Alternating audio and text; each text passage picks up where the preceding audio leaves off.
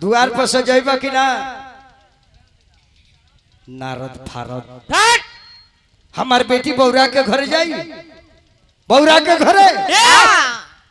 तारा अपना बेटा बेटी बा त जेकरा अपना बेटा बेटी ना दूसरा के बेटा बेटी के मरम जानता ना जेकरा अपना बेटा बेटी ना होई वो हमरा रुआ बेटा बेटी से प्रेम करी ना हमारा गांव एगो बा ओकरा 3 गो इंजीनियर बाड़े बेटा 3 गो इंजीनियर रेलवे के अब पतो 3 गो इंजीनियर रेलवे के 3 दूनी 6 तनखा है वाला 10 लाख के महीना आई जन घरवा पर बा अच्छा ओकरा 1 नंबर लकवा मार देले बा ओके तरी जाना के 6 गो इंजीनियरवा बा हां का है पंद्रोही में अमरूद गिरेला ओकरा इहा नु हां त पेशाबो में के धो के लइकन के दे देला अरे महाराज कहले जे अनाज ले आवो सो हां अरे या भागा 10 लाख का महीना आवता तब वो लइकन के दे पंद्रोही में के अमरूद खिया देले आ इतना बढ़िया लाकवा मरले बा के तरी एकदम सुपर था हम चलत रे अतला मौगियो को हुक देलस ओइसन जोड़ी लागल बा हाय हाय चलता रहेगा अतला पीछे से डॉक्टर कहल बा 1 किलो के ईंटा बांध लो और मौगी बांध ले बिया हमके 1 नंबर ऐसा कि दूसरा का लड़का का दर्द नहीं के बुझत आई अपन लड़का वा लड़का आ दूसरा का लड़का के गुहो पर कमरूद खिया देबो नाव ना धरे मारे हो जाई हिगर खानदान कहो अब मैना जी कल के नारद बाबा हमरा दूर से जाए हमारी बेटी बौरा के घर काहे जाए काहे हम है राजा बेटी हमार रानी बन के जाए सोना चांदी से लाद दे नारद जी कले जौन लिखल बा तौने हम कही अच्छा पंडित जी ले जौन लिखल बा तौने बताई हां जी माने कि पंडित जी अगर कहता रहे कि कौन पेड़ पर मत चढ़िया खतरा के संभावना बा ना तका करबा पेड़ पर चढ़ के कूद जेबो तेबे पंडित जी थोड़ी कहल बाड़ी जे कूदो ना उ तो कहले बाड़ी जेकरा से हरका रहे के बा अब तहार मर्जी कूदिया बा मत कूदिया ई तो पतरा बताई ना ई तो तू कहले बाड़ो नाराज जी गली की रानी बेकार खिसिया तनी जो लिखल बतन बता दे आ तले पार्वती सुन ले तारी गली के माई ठीक कहतनी नारद जी वृथा ना जाहु देव ऋषि बानी नारद के बात सत्य होला माई गली के चुप रहो तेहु नारद के कहला में पर गेले बैठ कहली पार्वती जे माई हम घरे ना रहो अब पार्वती ये सब मगन बाड़ी के मरे के बेरा इहे मंगले बानी यही बात नारद कहता रहे फिर एकर मतलब उहे पार्टी हमरा मिली कहली जे माई अब घरे ना रहे पार्वती रुक जा कहली कि ना रोके ना छोड़ी के नगरिया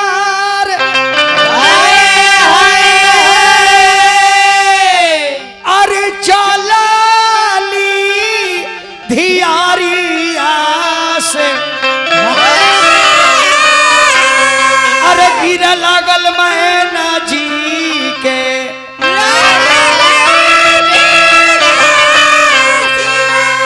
कि जाई के जंगलवा में अरे ध्यानवा लगावाली से अरे बीता लागल सझिया सब हो रे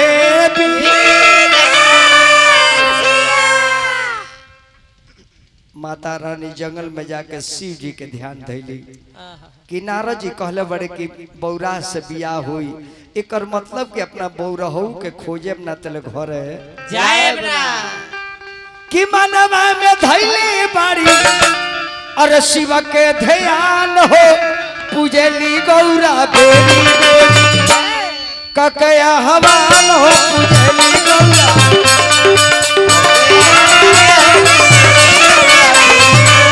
ककया हवान हो पूजली गौरा बेरी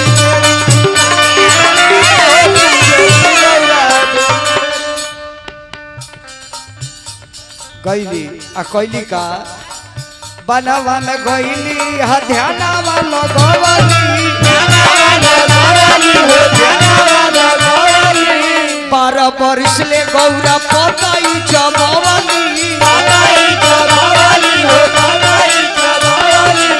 कबल विजेंद्र बाबा जिला हसीवान हो पूजली गौरा तेरी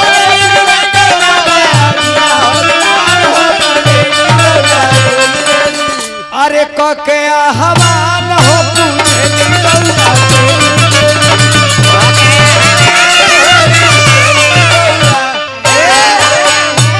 10 मिनट और सुने ओकरा बाद चटनी सुने लेकिन शिव जी का भरपूर सुने सब दीना तो ऑर्केस्ट्रा नाच देखते बानी कम से कम नवरात्रों में तौल से प्रेम करी अब माता जंगल में पतई चबा चबा के दिन बितावे लगी तले वही जंगल में सप्तऋषि लोग घूमता आई शिव जी के नाम जपतारी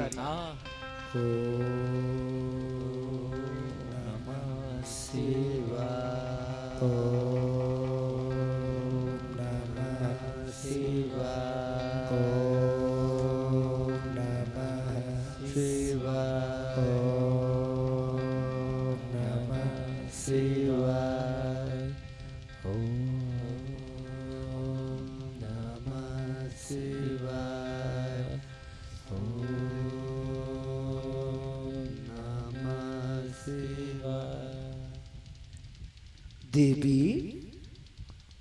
के कर ध्यान धैले बाड़ू शिव जी के शिव जी से का करे के बा विवाह अभी बूढ़वा के गोहकी बड़े सकारी कतना कुमार लो बांठा पड़ल बा आई बताओ ना बियाह करता तबो गोहकी लागले रहो अब देवता लोग शिव जी के लगे बाबा ए बाबा भोलेनाथ कहे का एगो लड़की रउआ खाती जंगलवा में तपस्या करती है काहे के कहती है जे शिव जी से बियाह करे बाबा कहली कि हमरा से हम तो राण हो गइल बानी अब हंसती हलो माने मेहरारू राण हो गए अब औरत राण ना होले हैं मानो कि तार माई मर गइल बे त तार बाबी राणुए में कोन हो गइल अब शिव जी कहले कि हमार शादी हमार त मेहरारू रहे त नैहर में जाके मर गइल तब से तुम अकेले बैठल बानी लोग कल की बाबा राउर गोहकी लागल बा उ लड़की कहते जे बियाह करे बाबा कहनी कि हमरा से देवता लोग कल की बाबा अगर शादी ना करे नु उ लड़की आत्महत्या कर दी 3 सद्दू के मुजरिम हो जाए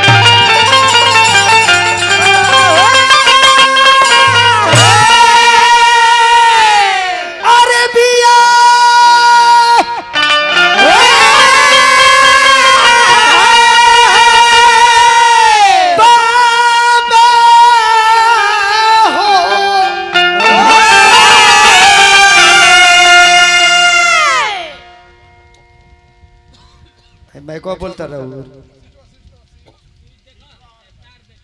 जानते हैं राउर कौन दशा बा कौन एगो गोइल माड़ो में बियाह करे अच्छा मेहरारू से माड़ो में के जला बियाह करे एकर मतलब जे उखियाड़ी में कर ऊ को के घेर दलो ये बुझलो जे ये माड़ो के पास यही साड़ू भाई खाने गैलस बेचारा एगो माड़ू में बियाह करे आ तले जान जाए जे जनरेटर तो बिगड़ जाता अब तो अनहरे दुल्हा वही में टुअता जे आई बाप तो बियाह खराब हो गई रे अब एगो पंडित जी बड़े वाला दुल्हनिया बियाह ने हजबिनिया बियाह लौकत कुछ बाना ना आ दुल्हावा टुअता जे बियाहवा करे वाला जुगाड़वा केने बा कम से कम ई कर लेती तो हमार काम खत्म हो जाए कहता बाबा शादी करे ला जुगाड़ के बा तो पंडित कहता रे जजमान हमरो लौकत नहीं खे तनी तनी बांसवा लौकता वही लागल हरे टोवे तोटे तोटे सीन हो रहा था धल है लोग सोचलस के अनहरे में को देता नहीं भोले लाइन रहो चाहे मत रहो आ तले पंडिये जी पर भीरा दे और पंडित जी अपन मुड़ी घुमाए कहता रहे जे दुल्हा जौन तू हो तो ने हम हई मालगढ़ा में गिर रहल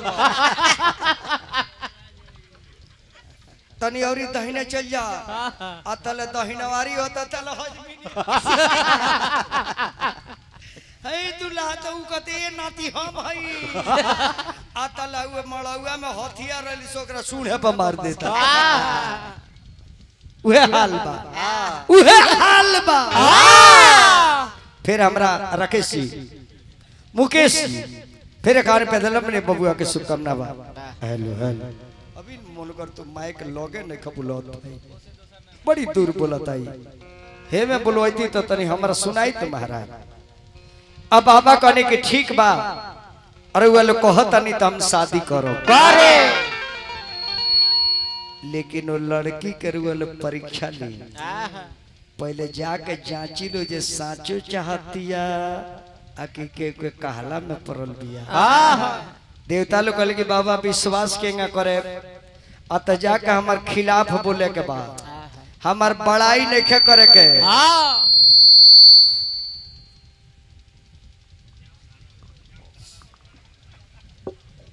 अच्छा तू तो साढ़ुए हो इतने बता दो कितना तार ई मशीन इतना चोचिया था ऊ मशीन कितना चोचिया ओकरा से जइबा कहबा जे का हो कहां बाड़ू त चोय रोटी बनल त कोय ले आवा ना खा लिया त चोय चोय खाए के मन करी भूखिए मर जाए हंसनी ने कुछ कहबो ना कनी हंस देनी के कर कहो साड़ी भाई के आ साड़ी भाई के घर लगही बा साड़ी भाई दौरी है पानी लेके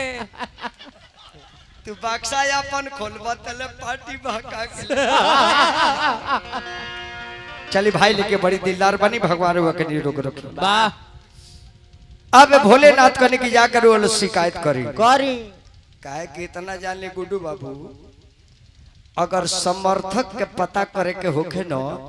तब पंचायत में कैंडिडेट के खिलाफ बोली कोनो मुखिया के बड़ाई मत करी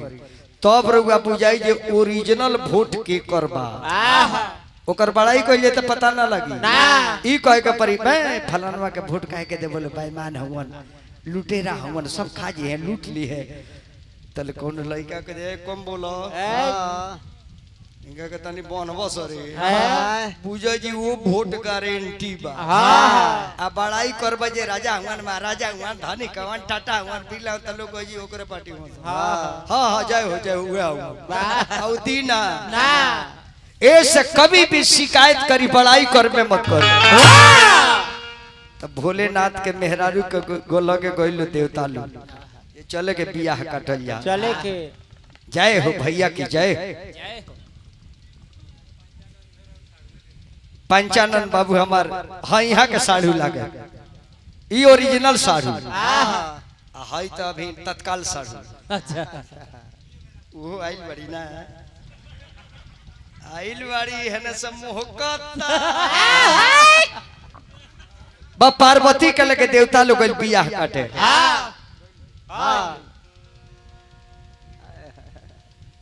देवी अच्छा सही सही बताओ तार प्लान का बा काहे खाती बैठल बड़ी महादेव से बिया करे और तन बढ़ा दी इहो राउर उहे हो जनु है तो ने ये बड़ा पार्वती के रोल में बड़ी महादेव से का करे के बा बिया पागल भइल बड़ू वो लड़का के विषय में कोई जानकारी बा उस शमशान घाट में लड़का रहेला ओकरा संगे एगो नीमन आदमी रखन हाकनी डाकनी मुर्दा खोर कुकुर बिलार नेउर खेकर उछुनर छुछुनर सब बड़े सब कोनो वीआईपी जगह शादी तार सेट कर दी जा ना ना बनबागर के घर जेबू हैं अरे वो सनबर खातिर अरे वो सनबर खातिर तब तू अनेर करेलू वो सनबर खातिर बोलो वो सनबर खातिर तब तू अनेर करेलू वो सनबर छोड़ दो जेकरा की घर दुआर नहीं उनका घर दुआर कुछ बाना तू जानतर के महादेव हम त महारानी बने आ डोली पर से उतरे तो दौरा में लात पड़ी खुटर खुटर पलानी में ढुक जाबे आ बिल्डिंग तो बाऊ लइका जे मत पूछो एगो बरखा का पानी बहरी ना जाला सब सोख जाला हां जी जे करा की घर वो दुआर नहीं बा आ भाग छोड़े तो सरो आहार नहीं बा तू जानता जे कोहबर होई ना आ पूरी रसिया में हाथ पड़ी त ये दुनिया में मत रहिया देवी ना ना दू चार बेर ना भेटाई तो कहबू जे ले आई एगो गोलवे में से खा लेता तोहरो के गजेड़ी भंगेड़ी बना दी जे करा की घर वो दुआर नहीं बा अरे भांग छोड़े दोसरो या हार नहीं बा अरे वैसन बर खाती अरे वैसन बर खाती तप तू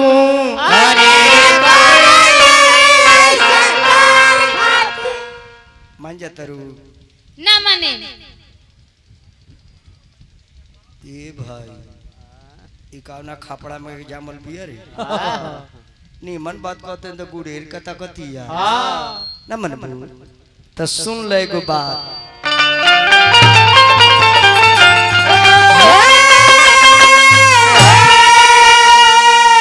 कि सजनवा तोहरा पागल अरे बलमुआ तोहरा पागल दुल्हा तोहर पागल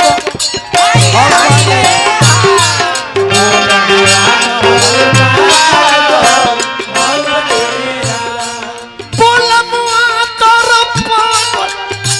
हमने राम सैया जी तोहर पागल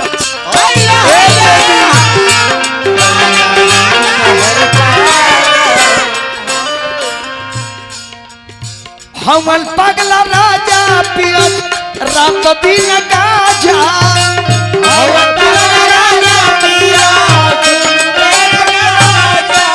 करम में तारा योगिया सोच लो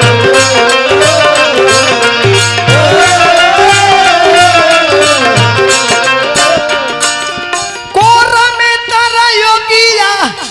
लागल हो राम दुल्हवा तोहरो पागल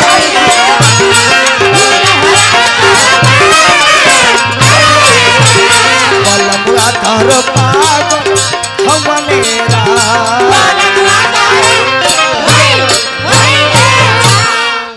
मान जा तारू पहले ई बताई रउआ कबो पिटाइल बनी कि ना